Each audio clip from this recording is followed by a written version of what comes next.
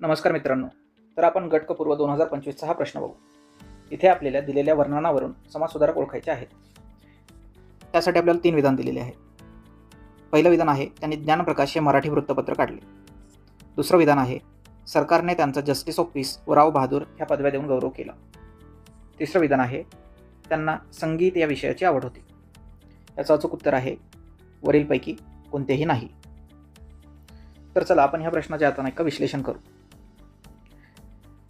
Final answer कीमध्ये ह्याचं उत्तर वरीलपैकी कोणतेही नाही असं दिलेलं आहे. तर पहिल्या कीमध्ये ह्याचं उत्तर गोपाळ हरी देशमुख आहे. याचं उत्तर नेमकं का बदललं हेही आपण बघू. ज्ञानप्रकाश मराठी वृत्तपत्र कृष्णाजी त्र्यंबक रानडे यांनी 1849 साली पुणे येथून चालू केले आणि त्यासाठी त्यांना मार्गदर्शन मिळालं गोपाळ हरी देशमुख यांचं, म्हणजेच लोकहितवादी यांचं. आणि ह्याचमुळे आपलं उत्तर हे दुसऱ्या आन्सर कीमध्ये चेंज झालेलं आहे.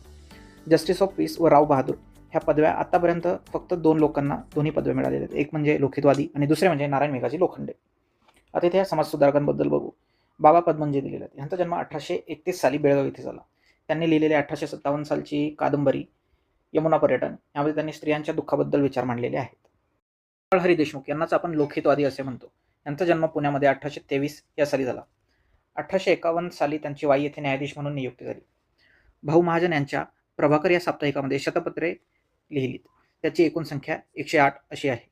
त्यांना कंपनी सरकार आणि ब्रिटिश सरकार या दोघांनी जस्टिस ऑफ पीस आणि राव बहादूर ह्या पदव्या देऊन गौरवही केलेला आहे. विष्णुशास्त्री पंडित यांचा जन्म 1827 मध्ये साताऱ्यातील बावधन येथे झाला. ह्यांनी विशेष म्हणजे धर्मशास्त्राच्या आधारे पुनर्विवाहाचे समर्थन केलेले आहे.